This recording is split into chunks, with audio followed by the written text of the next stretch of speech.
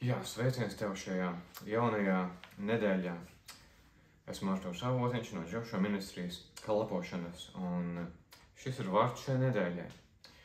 Šajā nedēļā es vēlējos arī sākt ar kādu no rakstu vietām, un arī šajā reizē tas būs no Pāvila vēstules, šoreiz no vēstules Efeziešiem 2.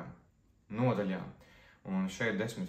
pantā mēs redzam kādus vārdus, kurus varam arī kopīgi izlasīt.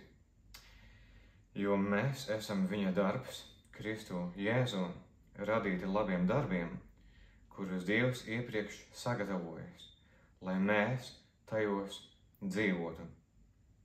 No citiem Bībeles tulkojumiem mēs pat redzam, ka ir vārds viņa meistardarbs. Tātad mēs esam kaut kas īpašs priekš Dieva, un viņš mūs veido savā līdzībā, viņš mums palīdz, viņš mūs stiprina, un visādā ziņā Dievs vienkārši ir kopā ar mums. Tad, kad mēs esam izvēlējušies dzīvi kopā ar Jēzu, mēs vairs nekad neesam vieni atstāti bez padoma vai bez palīdzības. Un mēs tiekam veidoti.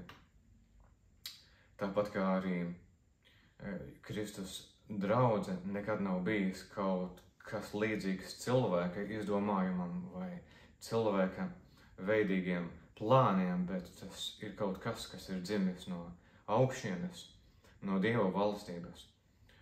Un Dievs arī mūs veido savā atveidā līdzībā, un mēs šeit lasam par šiem Dieva darbiem, kas priekš mums ir paredzēti. Un tā savā dzīvē pārdomājot un redzot sabiedrībā visapkārt, droši vien esam ievērojuši, es esmu ievērojis, ka ir cilvēki un viņiem kaut kas dzīvē ļoti labi, piemēram, padodas, tas ir kāds īsts reāls talants, bet es esmu redzējis, piemēram, cilvēkus, kuri ir tik talantīgi, bet viņi pat vēl nezina, ka tas ir viņu tas konkrētais aicinājums dzīvē. Vienalga kāda veida profesija tā būtu, ko mēs varam nosaukt.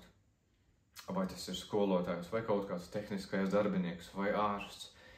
Jebkas cits pat šīs pasaules ietveros. Dievs priekš mums ir devis talantus un aicinājumu, ko mēs varam realizēt, palīdzot cilvēkiem, varētu teikt, lai būtu daļa no sabiedrības un padarītu šo pasauli labāku. Protams, mēs tā pa īstam to spējam, tikai Dieva spēkā, bet ir arī šī lieta, ka Dievs mums ir iepriekš sagatavojis labus darbus, kur būt, ko mums darīt, kā rīkoties. Un ir ļoti svarīgi tajos pirmkārt ieiet, un mēs tajos ieejam caur Jēzu Kristu, kad mēs pieņemam viņu kā mūsu personīgo glābēju kungu, var teikt arī vislabāko draugu, un tad sākas šis ceļojums kopā ar Jēzu mūsu dzīvē.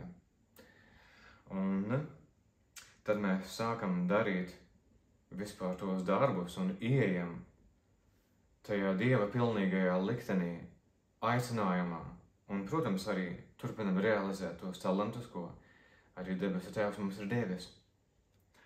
Un ir ļoti būtiski, lai mēs arī neizejam no šiem labajiem darbiem, Dieva labajiem plāniem, no visa tā tikai labā, kas Dievam ir priekš mums katra. Svarīgi pārbaudīt savu sirdi, lai mēs arī esam cieši kopā ar Jēzu, lai mēs neattālinamies no viņa, jo cilvēks var arī iziet laukā no šiem te labajiem plāniem un darbiem, ko mēs varam veikt un darīt. Ir svarīgi, lai mums ir tas atziņas